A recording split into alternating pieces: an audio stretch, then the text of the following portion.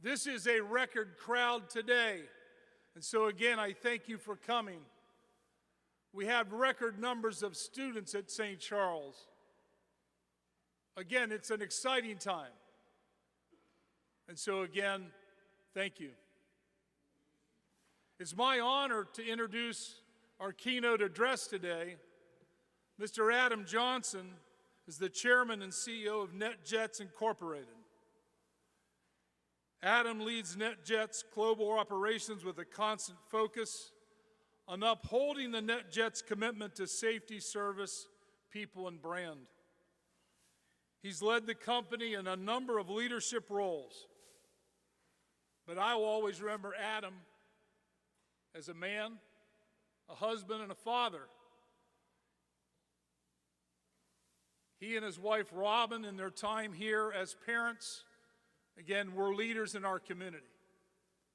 We're really proud that his son Evan is back with us today. So if you will, please, turn your chairs and welcome to our microphone, Mr. Adam Johnson.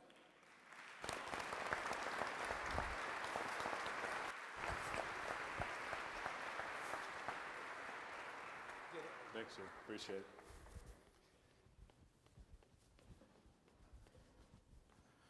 All right. Good morning, everybody. Again, my name is Adam Johnson, and I'm very, very proud to be here with you today. I'm going to test this and make sure this thing works here real quick. All right.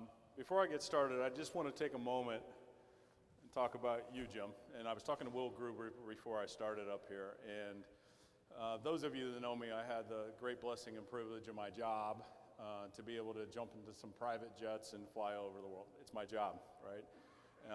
And in doing that, over the last really 14 years of the roles in the last 14 years of my life, it's an amazing blessing to meet a lot of incredible people, a lot of incredible companies.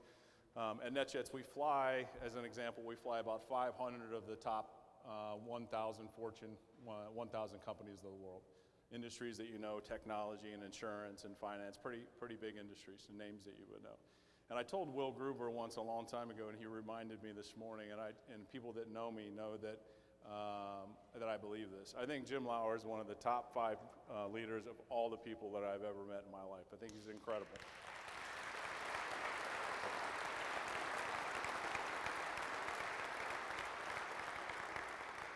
And I say that knowing that my son's already out of school. I'm not trying to get good grades or anything for him, right? So, anyway, Jim, you've been a great friend, and it has been a blessing to know you. Now, I'm not done with you quite yet. I also want to say to other fathers, the upcoming fathers in the room, Jim will absolutely, he will grab you at some point, and he'll put his arm around you, and he'll hold your arm, and he'll roll out the charts of this incredible campus that he and his team have built, and he'll say these words to you. He'll say, "We're glad you're a part of this, and any type of small donations that you could have to help us build it are incredible." I want to clarify what he really means. In the words of the great Mother Teresa, he wants you to give until it hurts. I promise you that. By the way, we all should. What is happening here is something special. I said to a couple people this morning, you can feel the energy building, and I credit all of you for that. So. All right, they asked me to also speak about my family. Now, I'm going to pause first on this picture. Let me introduce my wife, Robin, those that don't know her. My son, Evan, who graduated last year, and he's a freshman in college. And my daughter, Erin, who graduated 2 years ago from DeSales. So, boo, DeSales, I know, right? And so, a few weeks back, I got a note from Lou and Jim and said, "Hey, can you be our guest speaker for the father-son?" And I said, didn't you find anyone more qualified, Jim? All right. And so I called my wife immediately, and I said, "Hey, Jim asked me to do this." And without another breath, my wife said, "You're doing it right away, right?" And I said, "I know I'm doing it, but I need a family photo."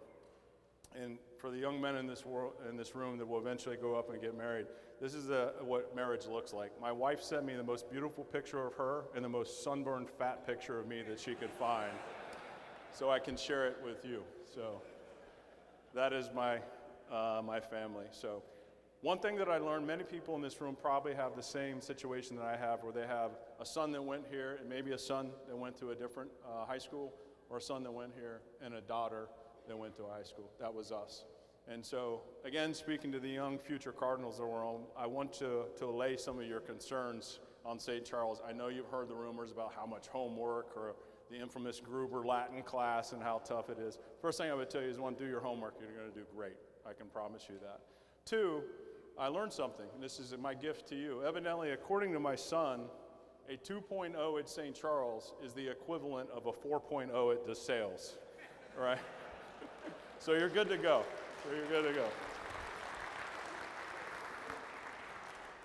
It's my perfectly imperfect family, and I love them. Okay, so I was asked to talk about my faith. And those that know me well know that I'm actually a very private person. And this is way out of my comfort zone to talk about this. So I also want you to know that I'm not up here to lecture anybody about faith. I was asked to talk about my faith, which I'm willing to do. I also really want you to know, if I asked everybody in this room to make a list of all the stupid things that they've done in their life, I know that my list would be much longer than your list, right? And so I just want you to know that we're all imperfect in what we do. But I've also learned in my 53 years that the times of my life in my 53 years, that's almost 20,000 days on this planet, that there are times in your life when you're doing bad, and there are times in your life when you're doing good. And I can tell you lessons I've learned in those 53 years is that when I was doing the best in my life is when I turned towards God, not away from God. So I want to tell you a quick story, hopefully quick, about one of those days in my life that would fundamentally change my life. This is a story that most of the people in my life don't know. My wife knows it, my parents know this, my son Evan knows a little about it, my kids know a little bit about it. This is a big day in my life that I haven't really talked about. So I decided my big party was to tell 400 people one day, right? So this started about 10 years ago, and I was at a point in my life, everybody in this room has good things and bad things, good times, bad times, sad times, happy times, right? I was at a point where I had a lot of pressures that I felt building up in my life. A lot of things going on at work. I was preparing for one of my first Berkshire Hathaway board meetings where I was going to be standing in front of all the board members of Berkshire. There was a lot going on, raising young kids, and I just was at a point where I was just feeling it. I remember that. And I didn't really tell anybody that. I just was internalizing a lot of that. I was feeling that. And that night I went home, and I was upstairs, and no one was upstairs with me, and I literally had one of those moments where I literally prayed out to God. And one of these, what I refer to as little house on the prairie moments, where you're sitting in front of your bed and you're praying deeply to God.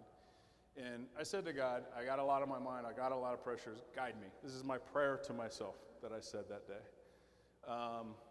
And I prayed as deep that day that I ever had in my life, and nothing happened, right?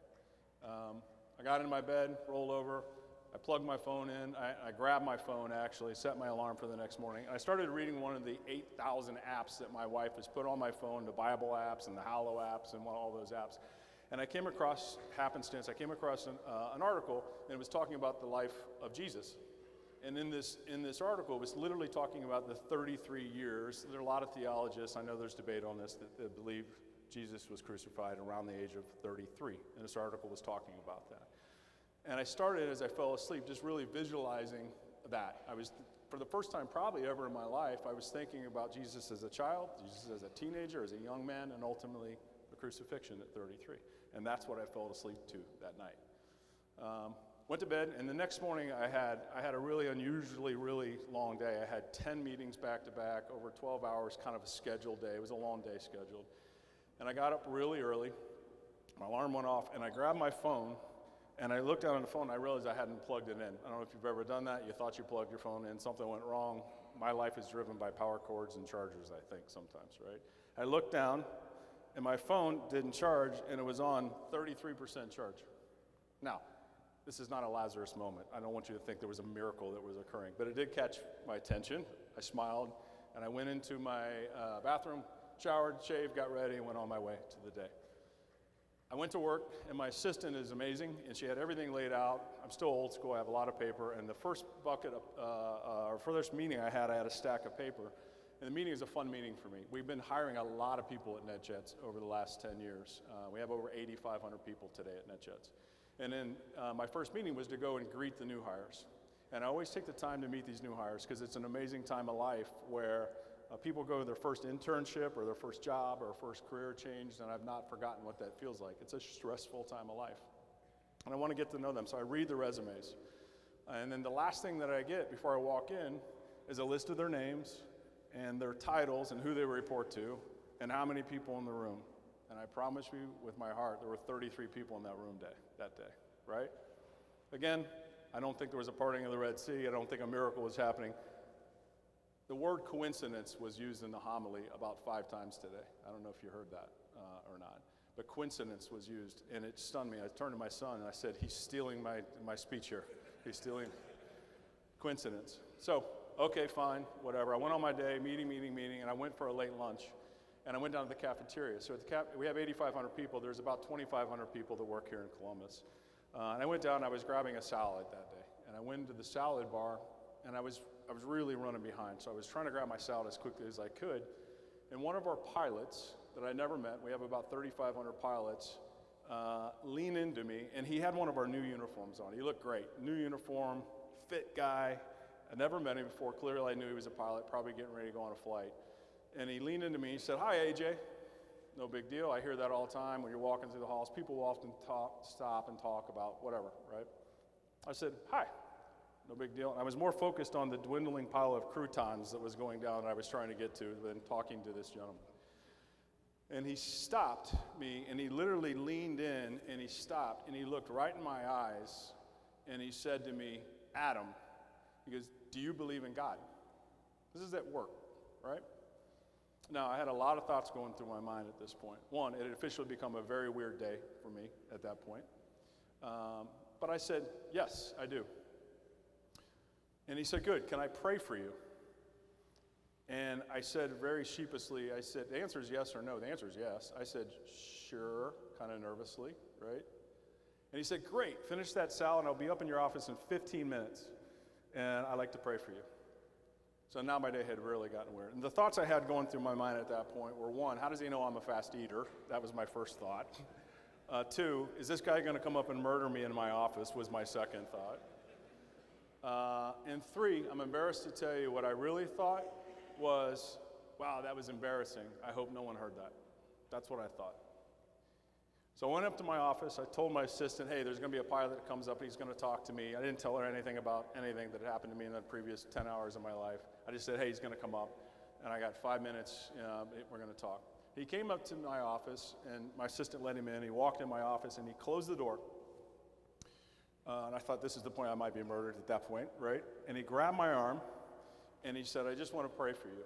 He said, "Adam, I know you have a great responsibility. You have a lot of families that are relying on you." He said, "I pray for you. You find wisdom in everything that you do, in the good or bad in your life, that you always turn to God." That was the prayer that I had said, and I'd reached out the night prior. And so that was it. We gave each other an awkward man hug, and he left. And I actually saw, a few minutes later, I saw his plane taxi off, and he was going on his way to the Wild Blue. And I sat there. I immediately closed my door, and I sat there, and I put my hands in my head, I remember. And I tell you, that moment changed my life. In a small way, I've had many moments like that, frankly, but it changed my life that day. I was embarrassed that somebody was talking to me about God, and I was afraid to do it. I was embarrassed that I'd ever met this gentleman before. And so I can tell you, we've become friends. He's not the Reverend Billy Graham. His name is Tom. And we've become very good friends. He doesn't live here. He flies all around. I don't see him often. He comes in for training probably once a year. We have dinner together. We talk about our family. He's got a beautiful wife. He's got a couple kids. And we talk about a relationship with God, and we talk about life. That's what we talk about.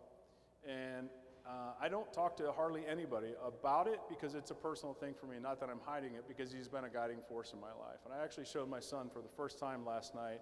I have years of text messages and emails from him where he inserts himself into my life, right, in an amazing way. So my message to all that for the young men in the world is learn a lesson from me. Don't take 40 years of your life to turn towards God. I wasted probably a lot of that 40 years afraid to do that in the lowest times of my life. And I can tell you it changed my life when I did. So, okay. Now let me talk to you about something that is a whole lot less important, but a lot easier for me to talk to you about. I was asked to talk about by Jim, said, hey, tell the boys like how you became CEO, right? And so I'll try to give you a very compacted view of my 30-year career in aviation. So first I want to tell you is one, I always knew I wanted to be in aviation. When I was a very young kid, both of my grandfathers were aircraft mechanics in World War II. They were crew chiefs, both of them. They didn't know each other. My father retired from GE aircraft engines, and I always wanted to fly. Something in a different way changed my life. I'm going to start some controversy here. In 1986, a movie came out, which is the best of the two Top Gun movies, right? I know, we'll fight about that later, I suppose, right? I didn't watch it one time, I watched it 9,000 times, and I knew I was going to be a pilot, Navy pilot, like 100,000 other people I knew at the time, right? But I knew I wanted to do that. I took my first flight lesson that summer. At 18, I soloed. At 19, I had my private pilot's license and my instrument rating, and I was working on my, my commercial, my CFI, and I was going to be a pilot. So, and about 20 or 21, something happened. And what happened was I was flying. I'd rented an airplane. The airplane, by the way, I thought about this last night. I was flying down to Morehead City, North Carolina to meet a friend whose family had a condo down in Morehead City, North Carolina. And I was flying, I stopped there, I spent the night, had fun, came back, and I was by myself. I stopped in Roanoke, Virginia, and I was on my way to Columbus, Ohio. And halfway between Roanoke, Virginia and Columbus, Ohio, a couple of things happened. One, this is what I was going to tell you. The plane I was flying on, I don't know how many pilots or aviation buffs in the world are, was a Cessna 177 RG. Does anybody know what that plane is? The plane's called a Cardinal. I just thought that was, now, I don't know if that's a coincidence or another miracle happened in my life, but that hit me last night. I thought that was kind of crazy, right? The plane is called a Cardinal, look it up, Cessna 177 RG. The plane's called a Cardinal. I'm halfway home between Roanoke and Columbus, Ohio, and I had two amazing deep feelings suddenly. And the first feeling was, this is cool, this is fun, this is what I'm a pilot, this is neat, I'm able to do this. And the second feeling was the exact opposite. This is cool, this is fun, but I felt, I don't know if I want to do this for my career. And it was debilitating for me. The feeling that I had was not a good feeling that I had, but it was overwhelming. I didn't tell anybody about that. Thought about it that night, the next night, the next night, the next night. 2 weeks later, I didn't tell anybody. I changed my major to aeronautical engineering and started all those classes. I got into the first class of third level calculus.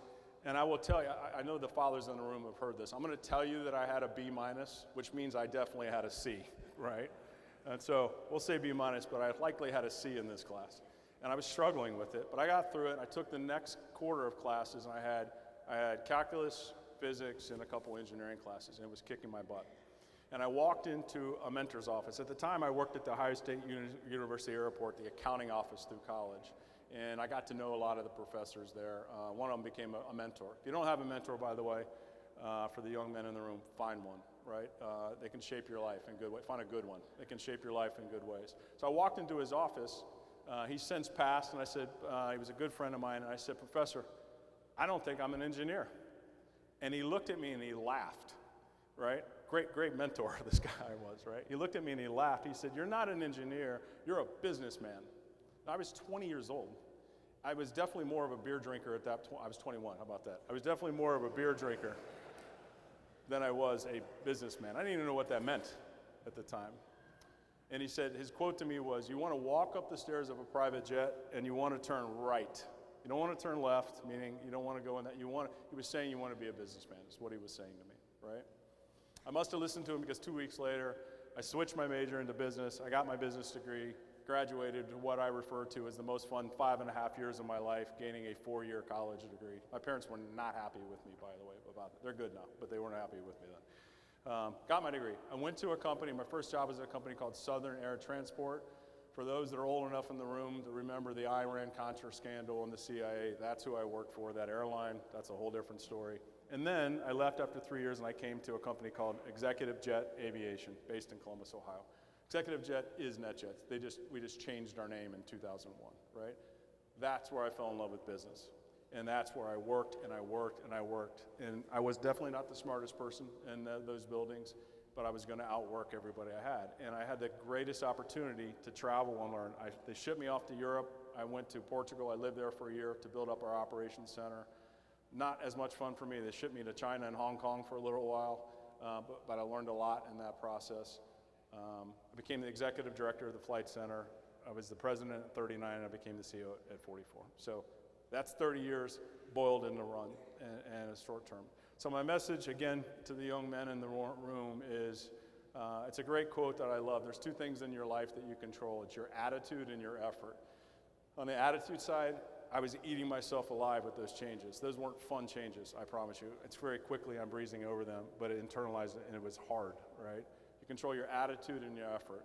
Everybody in this room is smart. They're smart because they made a good choice to be in this room, number one. Outwork the people around you. You can do anything you want. The second message I would give you on that is another great quote that I love that says, you must follow your own dreams. If you don't, you're going to work a lifetime following somebody else's and working for somebody else. Those are two great quotes that I like, and that's what I would pass on to you in that framework of those 30 years of my life. So, okay. I'm going to show you, if you allow me, now on the marketing side of me, I'm going to just indulge me for a minute. It's a 1-minute video. When I started, we had 75 aircraft in NetJets, and today I want to show you what is a 1-minute snapshot of what kind of we look like today.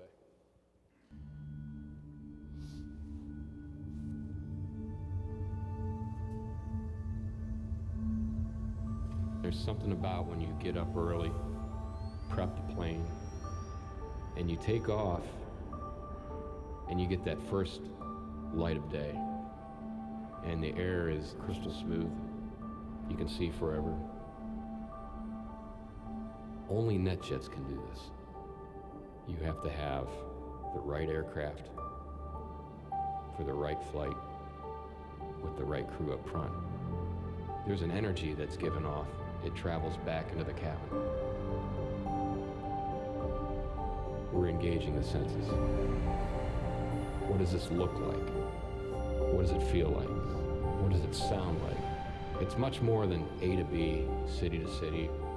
From the top down, everybody is singing from the same sheet of music. And that is getting people safely to their destination. The flight dissolves into the background. They should forget that they're flying. It should just be the here and now. I officially feel like an Air Force recruiting video now, right? But I'll tell you a funny story. That guy's name is Jay. I flew in college with that guy, that voice. He's one of our pilots. He's an incredible guy. I knew, by the way, when I was 18, he was a way better pilot. I was a good pilot. He was an amazing pilot. He's been flying with us for 18 years. He's a pretty good guy. And he's an incredible captain. So, okay. So where we are today, I'll just briefly tell you is I'm really proud of this, actually. We're all about safety and service. Growth for growth's sake is not what we're looking for. It's safety and service. But I am proud. Last week, we just broke through 1,000 aircraft. We're officially today the largest airline operator on the planet. It's a pretty cool thing. So.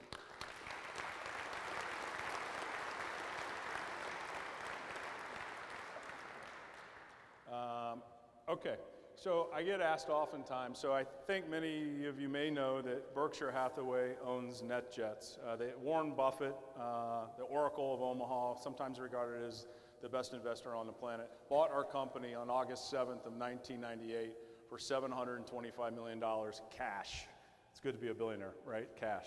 Bought our company on that day. I had an amazing, I've known Warren for a long time. He was a customer of NetJets in '96 and bought our company in '98. So we've had an affiliation with our company for a long time.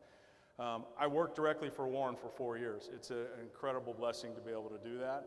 I've never felt more pressure to know my stuff. Warren is 93 years old today. He works 6 days a week. And his aptitude on understanding and digesting things is something like, and I again, get to meet a lot of pretty incredible leaders and people. It's something that's hard to explain and hard to bottle. The company today has about $1 trillion in assets. NetJets is a piece of that. Names that you probably, I put a few of them up there. There are 60 companies, Duracell, Dairy Queen, Geico, the commercials, Burlington Northern, and so forth. So these are companies that you probably recognize. About $1 trillion in asset and a market cap just south of $1 trillion. It's a big company. There have been a lot of books written about Warren, dozens and dozens. There have been thousands of quotes from Warren. I grabbed 3 The first one I would tell you again for the young men in the room is that this is a quote I actually is really important, is that when you hire people, or frankly when you surround yourself with people, hire people who have intelligence, energy, and integrity. And this quote is, if they don't have the latter, the other two will kill you. Sounds a little tough, but it's really, to me, it's been true. I won't read the second one, you can read it, but the third one, only when the tide goes out, you discover when people are swimming naked. If you think that means swimming naked, you need to go to confession. That's not what that means. It actually means patience and investing, right? Patience and investing. So, an amazing man and an amazing company. I have a bag over here. All these over here, by the way, please take them for the young men in the room and the students. Please take those. I put together a little kit for you all. In it is a couple of things. There's a NetJets hat. That's the swag in me, sorry. There's a pair of socks. I have no idea why I decided to put a pair of socks in there. Evan thinks it's weird. If you don't like it, give them to Evan on your way out. The most important thing in that bag is this book. And this book is we all have mentors, is what I mentioned. Warren Buffett's mentor, he's 93 years old. His mentor is a guy named Benjamin Graham. Benjamin Graham was born in the 1870s, right? And he always talks about this book and how it affected his life. It's a complicated book, so for the 6th, 7th, 8th graders in the world, in the room, don't feel like you have to understand every word of this, but hang on to this book. It's timeless. When you're ready to read it, read chapters 8 and chapters 20. And if you follow the formulas in there, I promise you, you can build wealth in your life, which is an important part of life. So it's my gift to you. Read it when you can. Keep it by your bedside when you're ready, but I think you'll find it's a pretty amazing book. Okay, I'm on your favorite slide. I'm on the last slide here. So I want to leave you with a quote, and the quote is this. It says, "Associate yourself with men of good quality if you esteem your own reputation, for it's better to be alone than in bad company." It's by George Washington. So I grabbed that quote because it made me think of this room, is that we're all different. Everybody in this room has unique personalities and different. I asked Dan Tarpey before I stepped up here, and we're talking about the growth and how many people are in this room. And I said, what do people want? What are people telling you? He said, Adam, it's pivoted, and it's an amazing thing. People used to say the amazing academics here, and it is incredible. I witnessed it firsthand. He said, but people are now talking about the foundation of faith and how more important that is in their life. And I think that's exceptional. You will find it here. So, and I also know that you'll never be alone because you're surrounded by men of good faith and good quality. So congratulations to you for that. So thank you. Thank you for letting me spend time with you.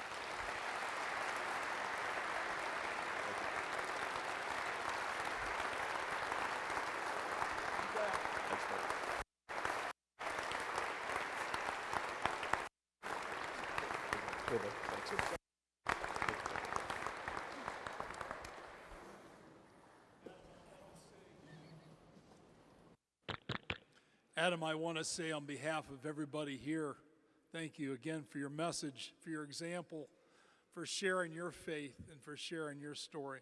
Everybody, again, thank you, Adam, very much.